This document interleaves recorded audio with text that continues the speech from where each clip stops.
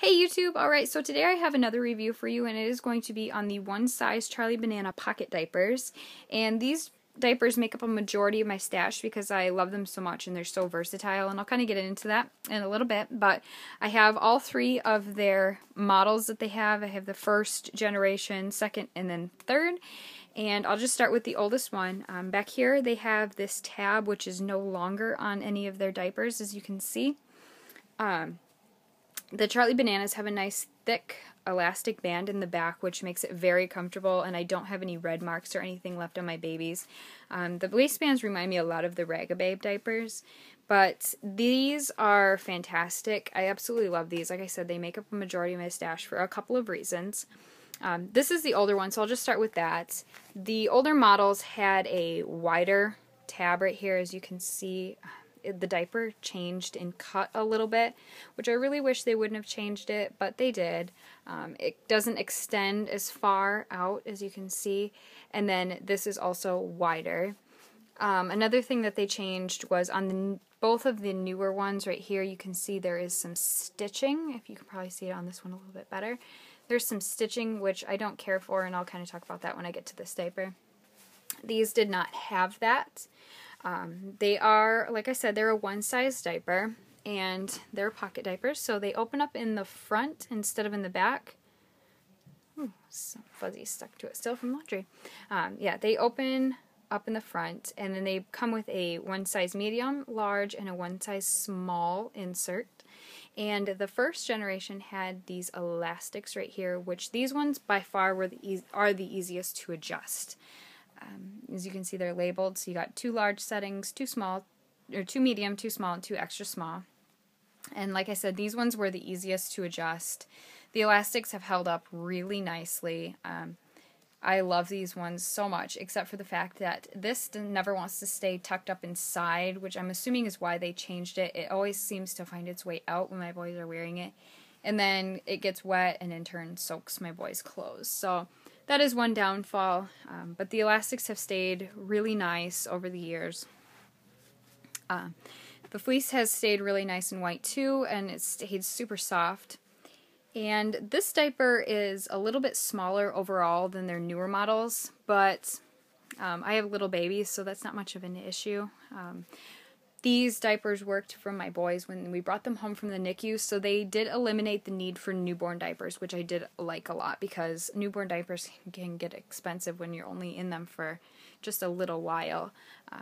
These lasted them since they were probably, I think they were about 5 pounds, 4 to 5 pounds when we brought them home from the NICU. They were itty bitty, and because they sized down to the extra small, we could get the leg openings really tight, and then they do not have the rise snaps, so the elastics brought it down, and then they do have the crossover snap right here, so you can size these diapers pretty tiny.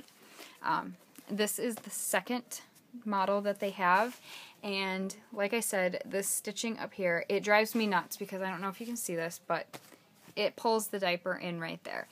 I do not like that. So if you know how to fix that, if anybody knows how to change that, let me know. I've tried everything. I've tried loosening the elastics and messing around with it right here, and it won't go flat. This side I was able to a little bit, but that does drive me insane, and it makes it so it has kind of an awkward fit on my boys, but I still love the diaper. And again, there are no rise snaps because the adjusting is all within the legs. So on this diaper, the adjuster is a bra strap style. And if I can get this out of here, if you can see right there, it's a bra strap style. So you can really customize the fit on these diapers. There was a coating on the metal of these right here, but it did wear off, so eventually it does seem like there could potentially have some rust issues with these.